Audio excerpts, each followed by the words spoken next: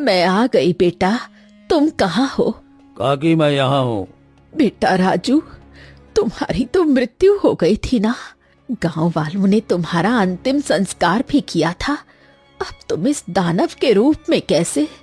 हाँ काकी, उस दिन भोजन कर आराम कर रहा था, तभी मैंने मंत्री और सिपाहियों की बातें सुन ली थी।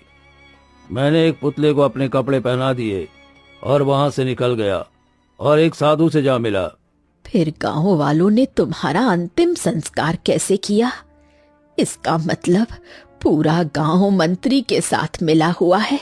पर बेटा, तुम दानव के अवतार में कैसे? जब मैं साधु से मिला तब उन्होंने मुझे एक मंत्र बताया, जिससे मैं किसी भी स्वरूप का रूप धारण कर लेता हूँ और चुड़ैल का भी रूप धारण कर सकता हूँ।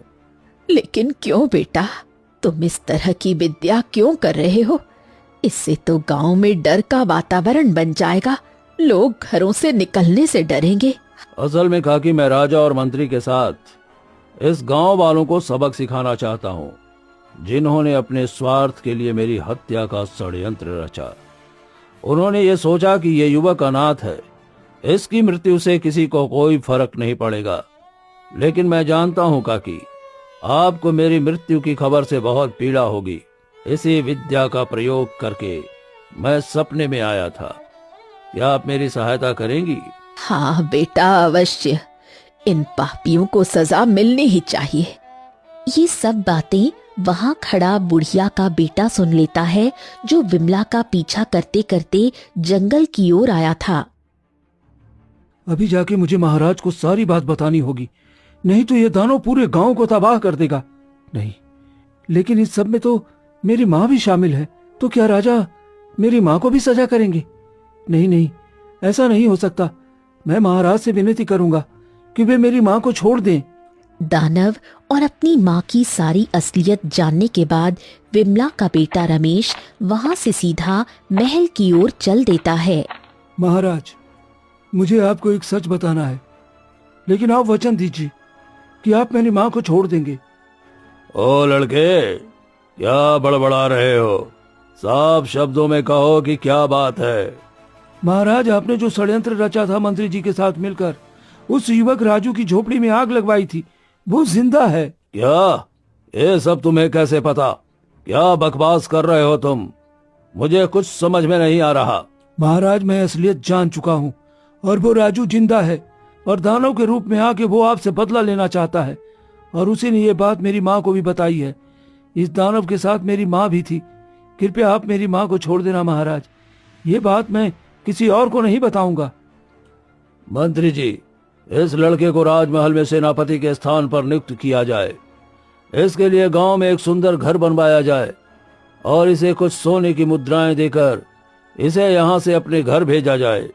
जैसी आपकी आज्ञा महाराज। राजा की बातें सुनकर रमेश के मन में ख्याल आता है कि एक बात छुपाने के लिए राजा कितना धन दे रहे हैं, और अगर मैं हमेशा इस बात को गुप्त रखूं तो सारी जिंदगी आराम से गुजरेगी। सुनो लड़के, यहाँ से जाने के बाद तुम इस बात को कभी किसी को बताना मत।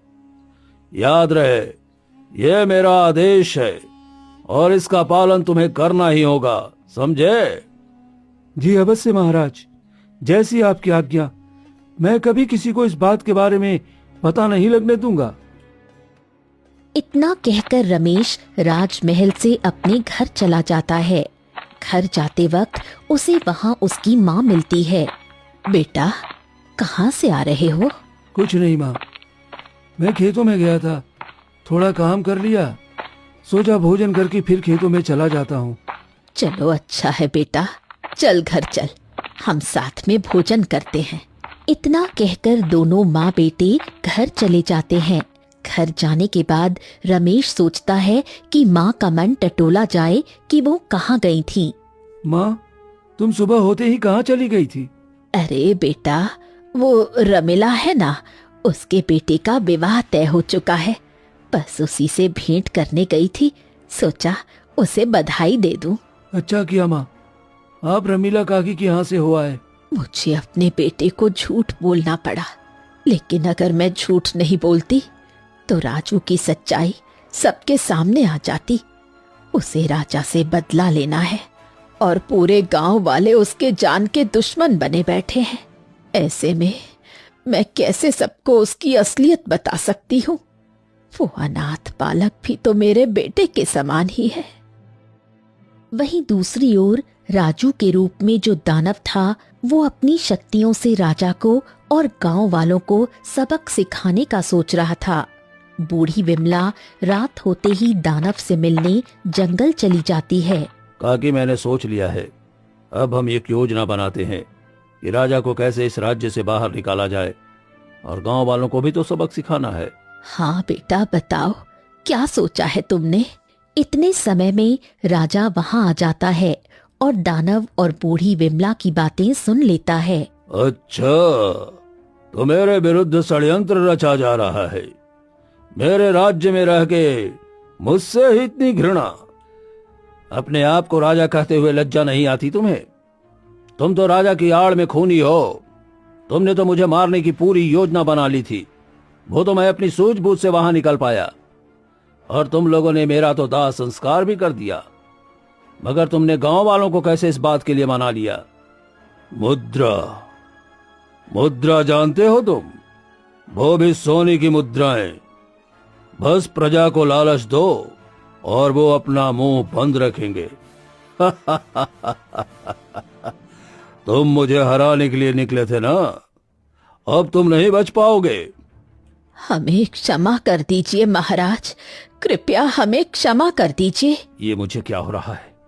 मेरी विद्या क्यों नहीं काम कर रही? मैं इंसानी शरीर में क्यों परिवर्तित हो रहा हूँ?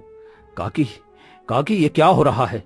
जिस साधु से तुमने ये विद्या सीखी है ना, उन्हीं को बंदी बना के इसका उपाय पूछा है लड़के। चला था मुझे हराने। आज पूर्णिमा की रात है। आज तुम दानव के रूप में टिक नहीं पाओगे और तुम्हारी कोई शक्तियां काम नहीं आएंगी। राजा अपनी तलवार निकालता है और राजू पर प्रहार कर देता है। राजा विमला को भी मौत के घाट उतार देता है। मैं श्राप देता हूँ कि इस गांव में कभी कभी खुशियां नहीं लहरा सकती। इस गांव के सभी लोग कभी भी खुश नहीं रह पाएंगे, और एक दिन तुम्हारा विनाश तय है राजा। तुम्हारा विनाश तय है। बेटा राजू, मुझे माफ करना, मैं तेरी मदद नहीं कर पाई। इतना बोलकर दोनों ने अपने प्राण त्याग दिए और राजा वहां से चला गया। दानव और विमला की मृत्यु के बाद दानव के श्राप का प्रभाव दिखना शुरू हो गया। गांव के लोग रहस्यमय तरीके से गायब होना शुरू हो गए। मुखिया जी, देखिए ना, अरे जब से हमने उस पापी राजा का साथ देकर बेचारे राजू के साथ जो किया, अब उसी के श्राप से हम में से कई लोग रहस्यमय तरीके से गायब भी हो रहे हैं। हाँ हाँ मुखिया जी, आप कुछ उपाय ढूंढ लीजिए। हमें तो बहुत डर लगता है, कहीं अनहोनी ना हो जाए। मुखिया जी, राजा की मदद करने में मैंने अपनी माँ को भी गंवा दिया। मुझसे बहुत बड़ी भूल हुई मुखिया जी, जो मैंने सारा सच महाराज को बता दिया। अगर मैंने उस दिन वो सच महाराज को ना बताया होता तो आज मेरी माँ जिंदा होती। चलो हम वहां चलते हैं जहां राजा ने रमेश की माँ बिमला और राजू के रूप में उस दानव का अंत किया था। जरूर वहां से हमें कुछ न कुछ पता चलेगा। गांव की स्त्री सुमन, रमेश और मुखिया उसी जगह चले गए जहां राजा ने दानव और बिमला का अंत किया था। हमें माफ कर दो माँ, हमें माफ कर दो। राजू, तुम भी हमें माफ कर दो। राजा की गलती की सजा पूरे गांव को ना दो, कृपया हमें माफ कर दो। ये तुम क्या कर रहे हो रमेश? यहाँ कोई व्यक्ति थोड़ी ना है जो तुम माफी मांग रहे हो। इतने में वहां रमेश की माँ बिमला प्रकट हो गई। माँ तुम? माँ, मैं जानता था तुम अवश्य मेरी मदद करोगी। मेरी आत्मा को मुक्ति नहीं मिल पाई बेटा। माँ, पूरा गांव श्रापित हो चुका है। गांव में लोग रहस्यमय तरीके से गायब हो रहे हैं। हमारी मदद करो माँ।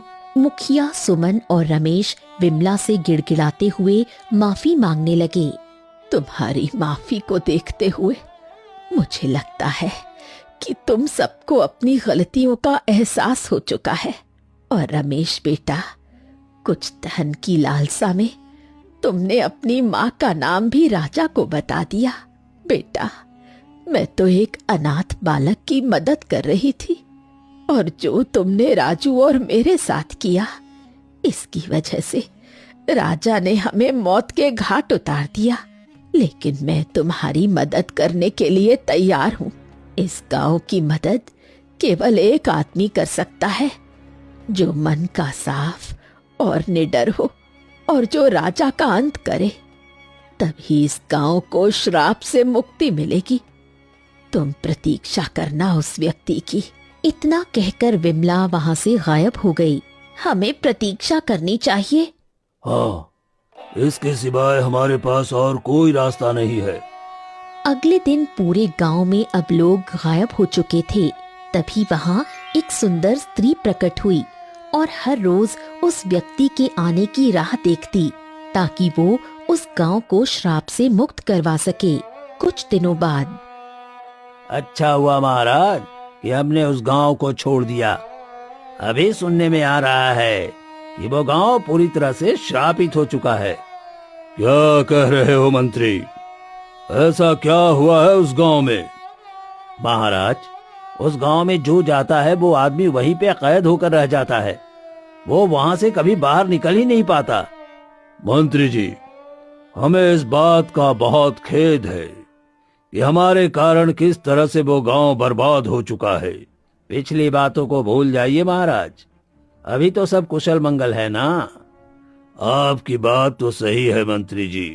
राजू का दानव के रूप में अंत करने के बाद उसके मुंह से निकले हुए श्राप के डर से महाराज वो गांव छोड़ देते हैं।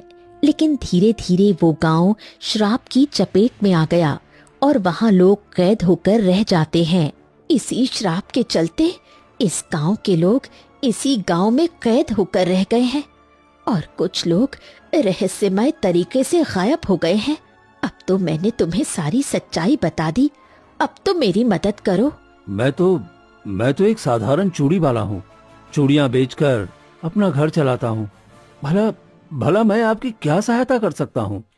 तुम्हें जाना होगा उस दुष्ट राजा का अंत करने। ये आप क्या कह रही हो? मैं ऐसा नहीं कर सकता। मैं किसी राजा का अंत नहीं कर सकता। अगर तुम ऐसा नहीं करोगे तो तुम कभी अपने परिवार से मिल नहीं पाओगे, क्योंकि अब तुम भी इस गांव में कैद हो चुके हो। हे भगवान, ये स्त्री क्या कह रही है? अरे मैं कहाँ फंस गया भगवान, मुझे बचा लो। काश मैंने सरला की बात सुन ली होती और यहाँ चूड़ी बेचने आता ही नहीं तो ये सब न होता मेरे साथ। किस सोच में गुम हो गए हो चूड़ी वाले? तुम्हारे पास और कोई रास्ता नहीं है चूड़ी वाले। ठीक है, लेकिन एक बात बताओ, तुमने मुझे ही क्यों चुना इस काम के लिए? और गांव में बाकी लोग तो दिखाई ही नहीं देते। तुम कौन हो? ज्यादा प्रश्न मत पूछो चूड़ी वाले, तुम्हें सब प्रश्नों का उत्तर मिल जाएगा। बस धैर्य रखो। बस अब तुम चलो मेरे साथ। कहाँ जाना है हमें? जंगल के उस पेड़ के नीचे। यहाँ रहस्यमय तरीके से तुम राजा के पते पर पहुँच जाओगे।